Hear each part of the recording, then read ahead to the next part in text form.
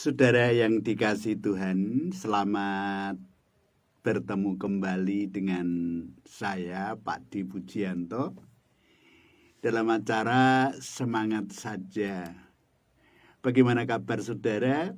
Saya harap semua yang hadir di sini dalam keadaan yang sehat, baik, diberkati Tuhan, dan dalam damai sejahtera dari Tuhan ya. Itu doa saya, dan saya juga berterima kasih bahwa oleh doa-doa Bapak Ibu Saudara saya sehat kembali setelah isoman selama 12 hari ya. Ya, waktu itu di dalam peduli lindungi saya di HP saya hitam ya, tidak boleh kemana-mana ya. Anda tidak boleh pergi kemana-mana gitu. Ya, itu semua karena apa saudara? Ya, tidak menyangka memang virus itu kan tidak diketahui di mana ada, di siapa ya. Tetapi memang cepat sekali penularannya. Mungkin dari ibu yang pertemuan di kelurahan, banyak yang flu, ibu ketularan. Setelah itu saya ketularan. Saya merasa perlu swab dan ternyata saya positif dan ibu juga positif ya. Ya, tapi saya merasakan bagaimana kena COVID-19 ya. Ya, pengalaman itu indah sekali menurut saya ya. Karena saya menikmati kesendirian ya. Sehat, rasanya sehat tapi tidak boleh keluar kemana-mana. Ya, seperti itu rasanya. Nah, saya bayangkan Paulus ketika harus menyendiri sampai bertahun-tahun ya. Seperti apa? Ya, tidak bergaul dengan banyak orang, tentunya seperti itu. Nah, saudara, Bapak Ibu, kita akan mulai ya acara kita. Karena mengapa harus semangat saja, tema besar kita, karena disadari banyak saudara yang sekarang ini putus asa, lemah, banyak khawatir, harga-harga naik, bayaran tidak naik, bahkan banyak diantaranya yang harus dirumahkan, pensiun muda dan sebagainya. Ini memang menambah rasa takut dan khawatir ya. Oleh karena itu jangan patah semangat, tetap semangat saja. Karena Tuhan pasti memelihara kita. Nah saudara, saya akan mendasari pertemuan kita ini yaitu dalam Injil Yohanes 1 ayat 35 sampai 51 ya, agak panjang ya. Yohanes 1 ayat 35 sampai 51. Dari ayat-ayat ini saya memberi tema 5 orang mengikut dengan iman ya. Saya akan bacakan bagi Bapak Ibu dan saudara yang sudah menyiapkan Alkitab atau Alkitab elektro di HP, boleh bersama-sama membaca dengan saya. Sekali lagi pertemuan ini saya landasi dari Injil Yohanes 1 ayat 35 sampai 51. Pada keesok harinya Yohanes berdiri di situ pula dengan 2 orang muridnya. Dan ketika ia melihat Yesus lewat, ia berkata, "Lihatlah anak domba Allah." Kedua murid itu mendengar apa yang dikatakannya itu, lalu mereka pergi mengikut Yesus. Tetapi Yesus menoleh ke belakang, ia melihat bahwa mereka mengikut dia, lalu berkata kepada mereka, "Apakah yang kamu cari?" Kata mereka kepadanya, "Rabi, di manakah engkau tinggal?" Ia berkata kepada mereka, "Marilah dan kamu akan melihatnya." Mereka pun datang dan melihat di mana ia tinggal. Maaf. Dan hari itu mereka tinggal bersama-sama dengan dia. Waktu kira-kira pukul 4. Salah seorang dari keduanya yang mendengar perkataan Yohanes selalu mengikut Yesus adalah Andreas, saudara Simon Petrus. Andreas mula-mula bertemu dengan Simon, saudaranya, dan ia berkata kepadanya, "Kami telah menemukan Mesias," artinya Kristus. Ia membawanya kepada Yesus. Yesus memandang dia dan berkata, "Engkau Simon, anak Yohanes, engkau akan dinamakan Kefas," artinya Petrus. Pada keesok harinya, Yesus memutuskan untuk berangkat ke Galilea. Ia bertemu dengan Filipus dan berkata kepadanya, "Ikutlah aku." Filipus itu berasal dari Betsaida, kota Andreas dan Petrus. Filipus bertemu dengan Natanael dan berkata kepadanya, "Kami telah menemukan dia yang disebut oleh Musa dalam kitab Taurat dan oleh para nabi, yaitu Yesus anak Yusuf dari Nazaret." Kata Natanael kepadanya, "Mungkinkah sesuatu yang baik datang dari Nazaret?" Kata Filipus, "Mari dan lihatlah." Yesus melihat Natanael datang kepadanya lalu berkata tentang dia, "Lihat, inilah seorang Israel sejati, tidak ada kepalsuan di dalamnya." Kata Natanael kepadanya, "Bagaimana engkau mengenal aku?" Jawab Yesus kepadanya, "Sebelum Filipus memanggil engkau, aku telah melihat engkau di bawah pohon ara." Kata Natanael kepadanya, "Rabi, engkau anak Allah, engkau raja orang Israel." Yesus menjawab katanya, "Karena aku berkata kepadamu, aku melihat engkau di bawah pohon ara, maka engkau percaya. Engkau akan melihat hal yang lebih besar daripada itu." Ya, Pak Elia, selamat datang ya. Ayat 51. Lalu kata Yesus kepadanya, "Aku berkata kepadamu, sesungguhnya engkau akan melihat langit terbuka dan malaikat-malaikat Allah turun naik kepada Anak Manusia." Ya, kita akan berdoa terlebih dahulu. Nah, kita mendoakan saudara-saudara kita yang kena COVID ya. Itu ada Mbak Yanti dari Bali ya. Nah, saya bersyukur ya, saya sudah sembuh sekarang ini setelah menjalani isolasi 12 hari. 12 hari ya. Ya, isolasi mandiri ya. Tetangga-tetangga saya pada takut dekat saya. Baik, kita akan berdoa. Bapa Surgawi, kami mengucap syukur bahwa kami boleh bertemu dengan saudara kami, dan kami akan berbagi berkat, dan hamba-Mu bersyukur bahwa hamba-Mu Engkau sembuhkan. Dan kami berdoa untuk saudara-saudara kami yang lain yang sekarang harus isolasi mandiri. Bahkan kami berdoa untuk di saudara-saudara kami, di sahabat kami yang ada di Kediri, di desa Petongombo yang sekarang itu juga mengalami gejala-gejala yang sama, tetapi mereka sudah ditangani dengan baik supaya Tuhan menolongnya segera menyembuhkan. Terima kasih Tuhan, pimpin hamba-Mu hari ini supaya pemahaman, keyakinan, berkat yang hamba-Mu dapat dari pembacaan ini menjadikan teguh, mantap dalam iman kepada Yesus Kristus. Terima kasih, dalam nama Tuhan Yesus kami berdoa. Haleluya. Amin. Nah, saudara yang dikasihi Tuhan, kalau kita memperhatikan ini tulisan Yohanes, ya Injil ini ada tulisan Yohanes, memperhatikan apa yang ditulis Yohanes, bisa dikatakan ada 3 halaman. Nah, setiap halaman yang ditulis itu mewakili 1 hari. Ini penangkapan saya seperti itu, ya. Nah, jadi ada 3 halaman, setiap halaman itu mewakili 1 hari.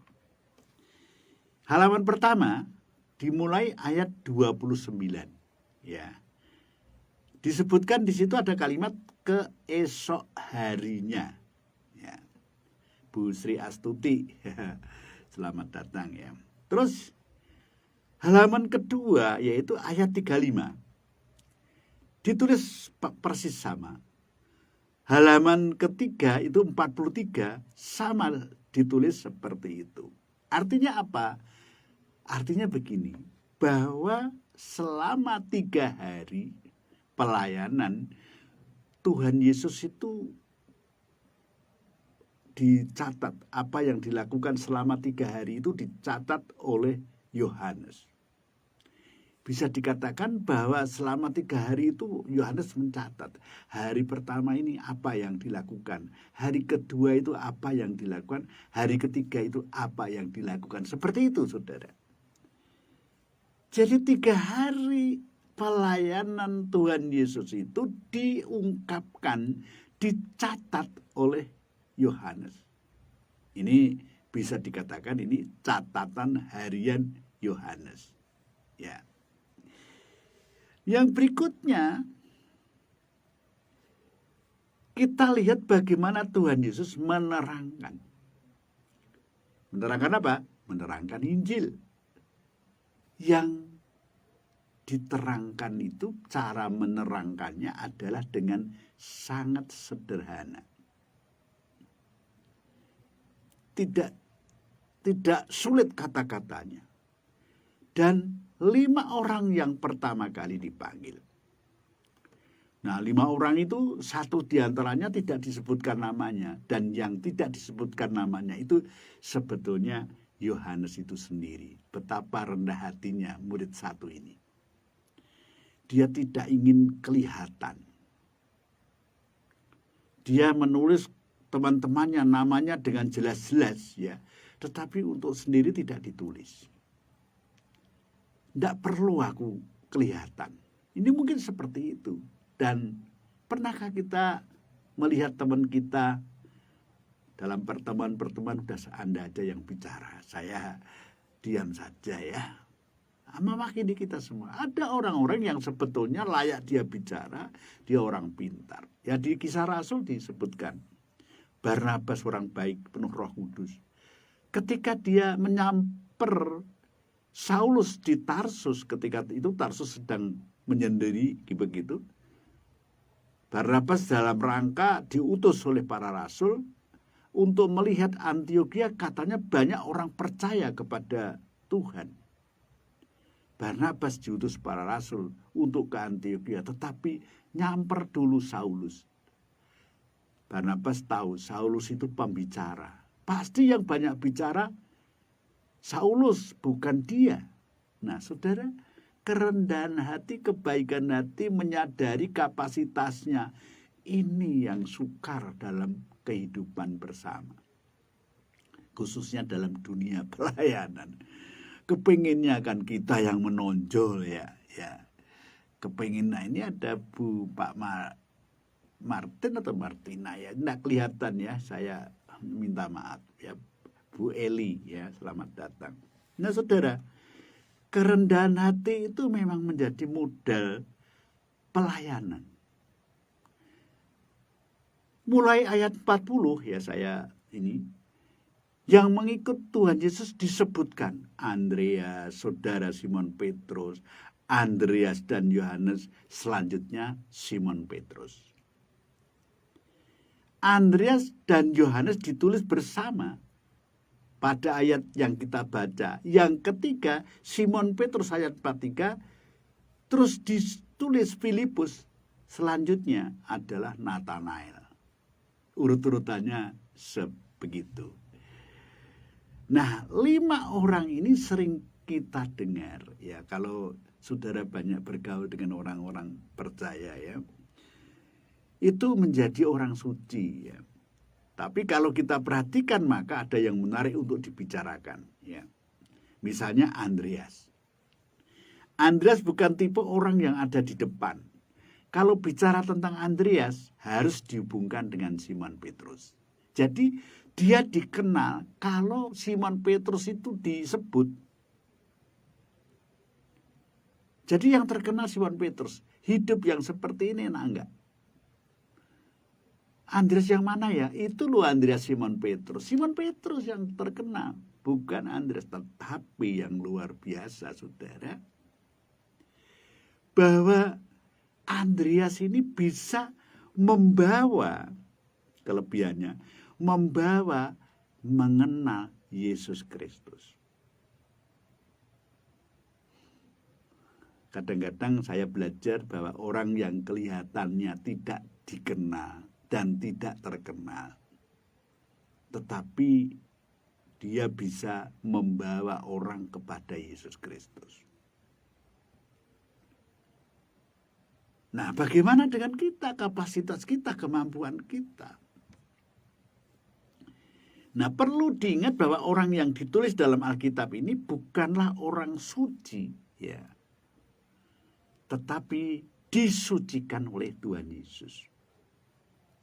Juga bukan orang luar biasa, tetapi orang biasa seperti kita yang banyak kekurangan dan kelemahan, oleh karena dilengkapi oleh Tuhan Yesus menjadi orang yang luar biasa. Itu kalau orang mau dipakai sama Tuhan. Tadinya biasa-biasa saja.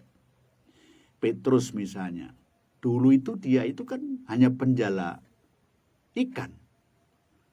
Dia tidak pernah berbicara di depan orang banyak. Tetapi ketika dia percaya dan mau dituntun oleh Roh Kudus, sekali khotbah 3.000 orang bertobat. 3.000 orang percaya. Bagaimana bisa begitu? Siapa tuh itu? Petrus. Kok bisa ya?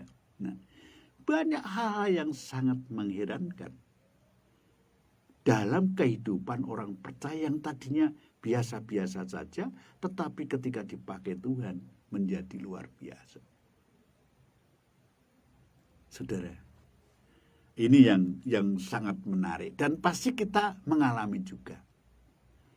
Ketika ada seorang teman ya diangkat menjadi ketua majelis sebuah gereja, ya heran, wih, bagaimana dia bisa punya suara sampai segitu banyak, dan keputusannya kan suara terbanyak menjadi ketua. Bisakah dia? Orang meragu-ragu.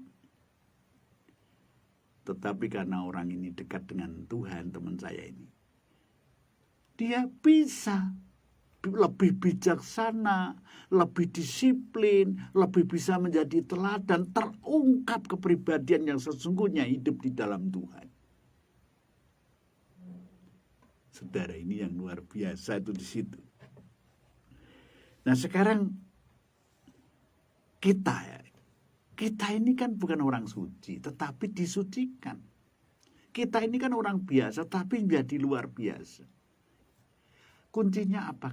Kita memang menyerahkan hidup ini kepada Tuhan.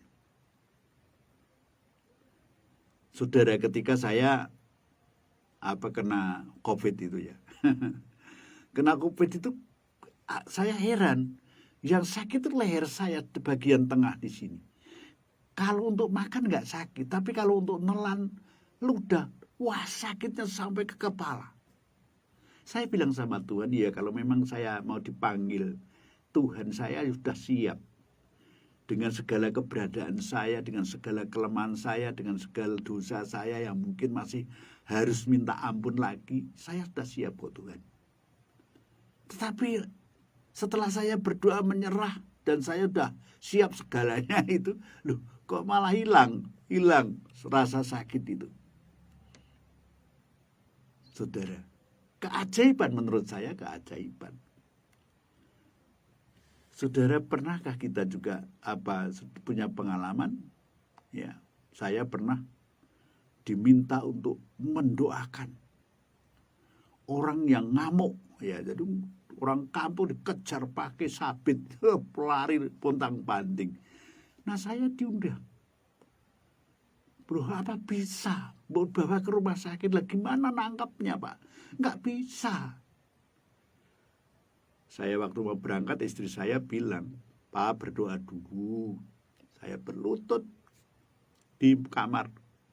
Tuhan, sebelum saya datang ke sana, tolong urus orang ini, tolong sembuhkan orang ini, sehingga saya tidak perlu repot-repot melawan orang yang gila seperti itu.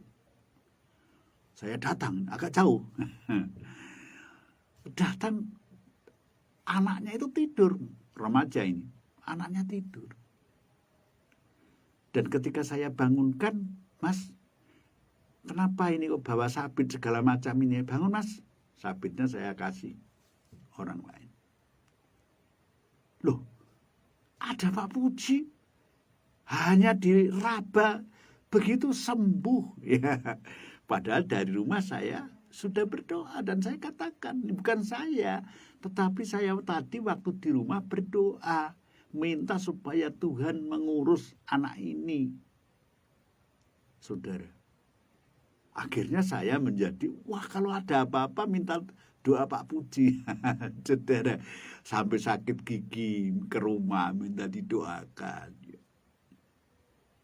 Saudara, bukan saya, tetapi Yesus yang saya mintai tolong. Nama Dia ada kuasa.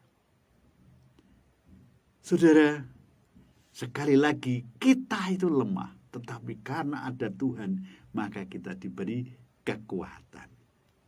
Sekarang ayat 35. Pada keesok harinya Yohanes berdiri di situ pula dengan 2 orang muridnya.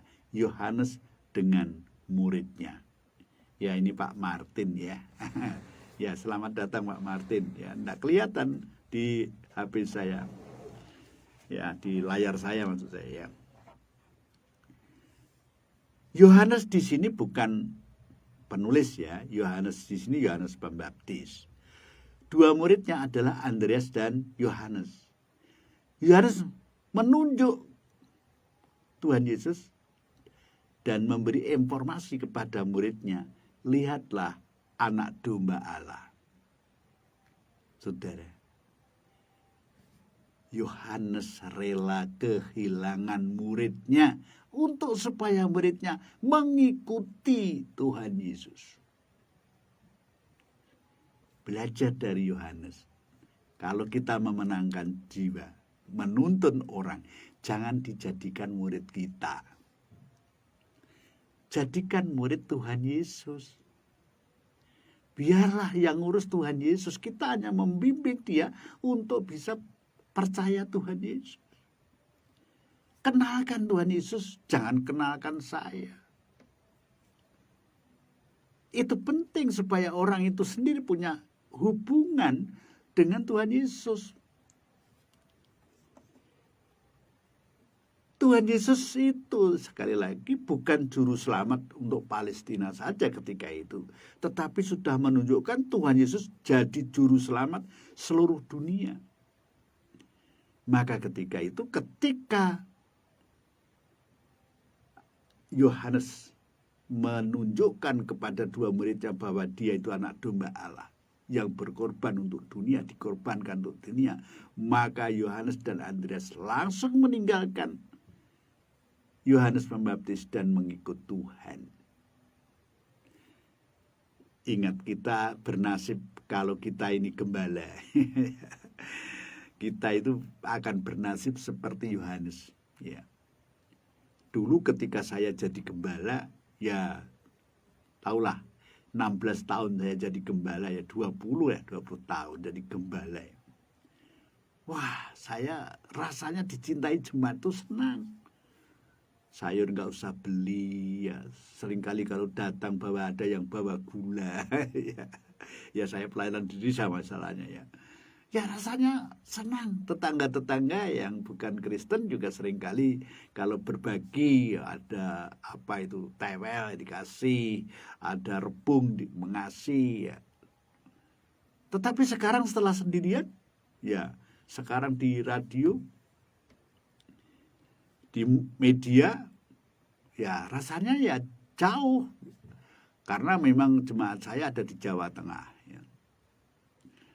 Mereka sudah punya gembala sendiri yang harus diperhatikan dan nggak bisa lagi memperhatikan saya. Terlebih-lebih saya jauh ya, Jawa Tengah, Jawa Timur. Relakah kita kehilangan jemaat yang sebetulnya kita dipercaya mengembalakan? Kalau memang kita harus istirahat, ya sudahlah istirahat benar. Biarlah orang lain yang meneruskan. Kerelaan ini yang menjadi perkenan Tuhan. Nggak usah lagi ngurusi, udah ada yang ngurusi.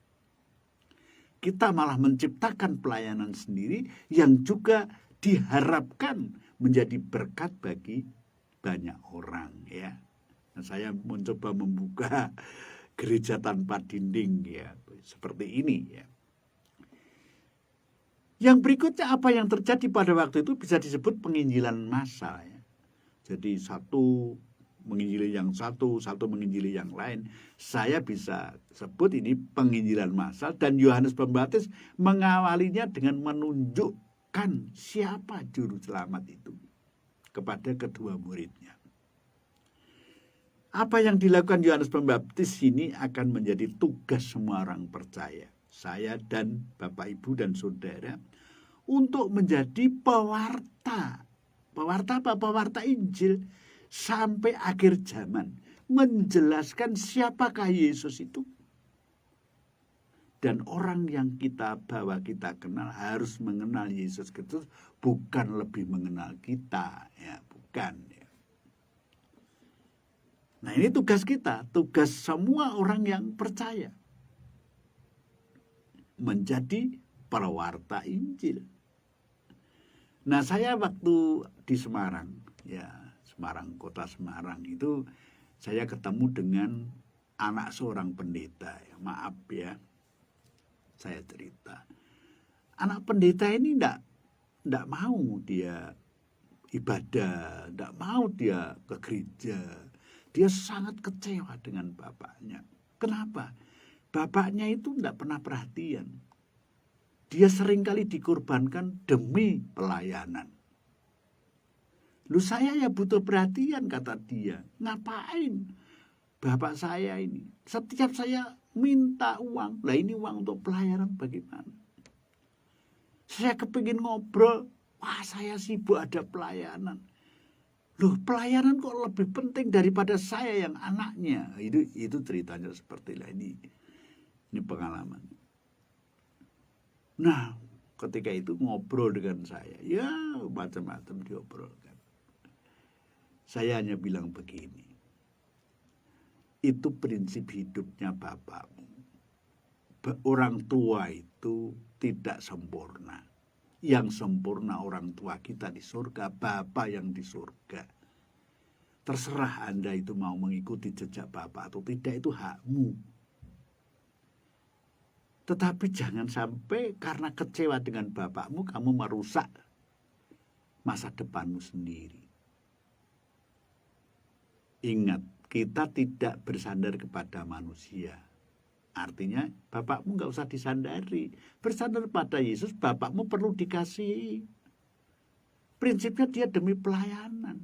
Nah, sekarang cobalah kamu memperbaiki diri, bersandar pada Yesus dan jangan bersandar kepada manusia, termasuk orang tuamu. Kira-kira bagaimana? Ya, saya kira-kira memberikan nasihat seperti itu. Habis saya sendiri mungkin juga anak-anak saya kecewa dengan saya karena saya kadang-kadang ya demi pelayanan. Makanya anak saya kalau saya ajak pelayanan enggak mau, paling nanti saya enggak diperhatikan bapak ya. Jadi enggak mau ikut. Ya itu nasib ya. Nah, saudara, bagaimana kelanjutannya? Akhirnya mungkin ya tentu banyak yang nasihati, tentu orang tuanya yang mendoakan, tentu jemaat bapaknya yang mendoakan. Saya tidak bisa mengklaim itu adalah nasihat saya, pasti juga banyak yang menasihati. Akhirnya beberapa tahun kemudian saya ke tempat pelayanan bapaknya ini. Sengaja tidak sebut ya namanya. Dan rupanya anak ini berubah haluan. Kayak apa sih jadi rohaniawan itu? Begitu akhirnya dia pindah jurusan sekolah teologi dan kebetulan ada bantuan pendidikan dari sekolah itu. Sampai lulus dan dia kembali ke gerejanya, ditempatkan sinode di gereja yang lain. Baru dia tahu, oh begini ya jadi gembala, benar. Kalau bapak saya sampai seperti itu, saya baru ngerti. Itu rupanya. Saudara, memang orang itu, orang Jawa bilang maidu, ya, mencela itu lebih gampang daripada membangun. Ya, mencela itu lebih gampang daripada memuji. Mencela itu lebih gampang daripada membangun. Kata-kata penghiburan, kata-kata menguatkan. Saudara, ini seringkali terjadi. Banyak celaan, ya. Saudara, waktu saya mau melayani di media pertama kali, saya ya mendapat paidu, ya, mendapat celah.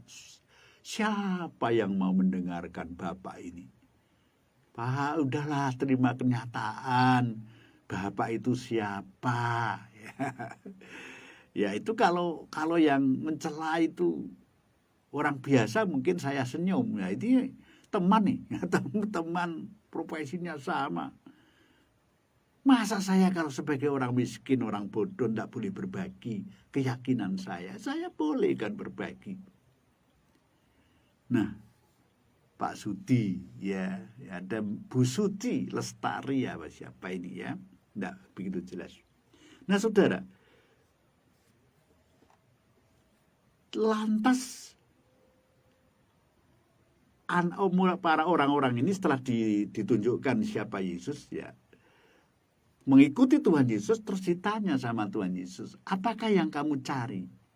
Jawaban mereka, Rabi, di manakah engkau tinggal?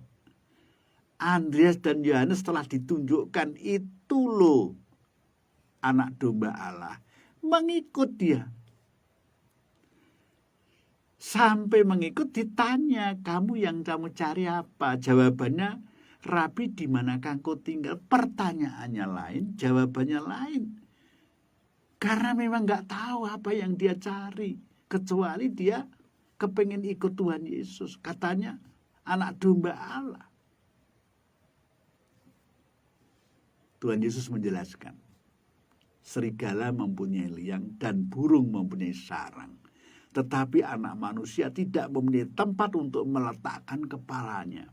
Artinya, untuk mencari hal-hal dunia bukan tepatnya kalau ada di dalam Yesus Kristus. Jangan sampai cari kekayaan itu dengan mengikuti Tuhan malah miskin. Saudara yang dikasih Tuhan, motivasi itu penting di dalam mengiring Tuhan. Nah, Yohanes Andreas membayangkan kalau serumah dengan Yesus seperti apa indahnya. Tetapi memang setiap orang percaya kelak akan bersama Tuhan di surga. Ya, akan bersama Tuhan di surga. Nah, sekarang kita lanjut memperhatikan ayat 41 dan 42. Andreas mula-mula bertemu dengan Simon, saudaranya, dan ia berkata kepadanya, kami telah menemukan Mesias, artinya Kristus. Ia membawanya kepada Yesus. Yesus memandang dia dan berkata, engkau Simon, anak Yohanes, engkau akan dinamakan Kefas, artinya Petrus. Saudara, di sini kita belajar seorang adik bicara dengan kakaknya mengenai pengalamannya bertemu dengan Tuhan Yesus.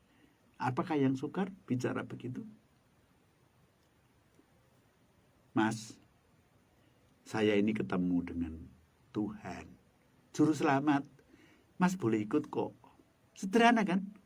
Kalau kepingin selamat. Jalan. Saya pernah bicara dengan kakek saya. Ya. Kakek saya udah tua, waktu itu umur 95 tahun, tapi masih belum pikun. Saya ceritakan tentang jalan keselamatan dalam Yesus Kristus. Wah, rajin sekali kumpulan. Tetapi ya itu, Pak Pendetanya nggak sabar. Cuma kok hanya itu saja selama ini, akhirnya ditinggalkan. Tetapi ya itulah, paling tidak Injil sudah saya beritakan kepada keluarga saya. Saudara, inilah bicara yang sederhana kepada saudara kita. Andreas tidak pakai bahasa resmi ketika dia bicara dengan Petrus. Bahasa yang seperti dia berbincang biasa. Kalau orang Jawa, jagung. Ya, saya seringkali suka jagung, cerita masalah-masalah kebenaran. Jalan-jalan pagi, cerita-cerita masalah. Ya, masa depan hidup. Terlebih-lebih saya didukung oleh umur saya yang sudah mulai tua ya. Jadi tanah itu semakin dekat. Tanah itu semakin dekat ya. Jadi lebih gampang. Nah, saudara yang dikasih Tuhan, sekarang terap-terapannya apa yang saya bicarakan selama ini. Yang pertama, kasih kita kepada sahabat, kepada teman. Bagaimanapun kita harus bicara tentang janji keselamatan dari Tuhan Yesus ini. Kita bicara anugerah Tuhan. Terserah perkara orang itu mau mendengar, mau percaya atau tidak, itu bukan urusan kita ya. Tapi berita tentang keselamatan harus kita sampaikan. Ada teman saya, sahabat saya, jadi dari SD itu satu kelas dengan saya. Terus SMP berubah, SMA berubah, SLTA berubah. Nah, kumpul lagi, dia jadi dosen di sebuah universitas. Ya. Nah, setelah itu dia nggak tahu, saya nggak tahu sejarahnya. Tiba-tiba dia di WA itu dipuji lali, lupa dengan saya ya. Ya, akhirnya cerita-cerita banyak masalah hidup, dan saya waktu itu tidak tahu dia itu senang mendengarkan lagu-lagu kematian. Nah, saya dikirimkan lagu itu. Ini loh, Dik, lagunya bagus, kematian tuh indah dan sebagainya. Dia katakan begitu. Saya bilang, Mas, saya kok lebih senang mendengarkan nyanyian yang berpengharapan hidup sih, Mas. Mengapa kita berpikir mati kan tidak usah diharap mesti mati. Tapi hidup itu perlu. Kita walaupun mati tapi masih di dalam hidup. Loh, siap gimana itu loh, Mas? Saya ceritakan tentang jalan keselamatan dalam Yesus Kristus. Coba Mas sebut nama ini. Ini menurut sejauh yang saya tahu, saya orang bodoh, tidak sepintar Mas jadi dosen. Saya hanya jadi pengajar desa saja. Tetapi ini saya damai ketika saya menyebut nama ini. Gimana? Silahkan, saya ceritakan. Seminggu kemudian saya dapat berita bahwa teman saya itu dipanggil Tuhan. Paling tidak saya sudah beritakan tentang Yesus Kristus. Yang kedua, memberitakan bukan berarti dalam hal yang formal. Tidak perlu. Biasa saja. Bukan target mengkristenkan orang. Bukan. Tetapi supaya orang percaya terhadap jalan keselamatan. Itu saja. Ini tugas kita, saudara. Bukan masalah mengkristenkan orang. Orang punya keyakinan masing-masing, silakan aja. Tetapi jalan keselamatan dalam Yesus Kristus. Nah, mari kita berdoa. Bapak Surgawi, terima kasih hamba-Mu sudah menyampaikan kebenaran. Kiranya apa yang hamba-Mu sampaikan menjadi kekuatan, penghiburan, dan kemantapan iman di dalam Yesus Kristus. Terima kasih Tuhan, dalam nama Tuhan Yesus kami mengucap syukur dan berdoa. Haleluya. Amin. Saudara, saya akhiri sampai di sini dulu ya. Sampai ketemu di lain kesempatan ya. Doakan saya nanti punya layar yang agak lebar ya. Jadi saya tahu siapa yang masuk ya. Nah, saudara, kalau saudara ingin melihat ya, bisa di www.pidmedia.net ya. www.pidmedia.net atau pagar ya, pagar tulis Pujianto DJ ya, Pujianto DJ. Kalau ada gambar tagar, klik itu nanti bisa pilih mana yang akan didengarkan ya. Jangan lupa like, subscribe ya, supaya mendukung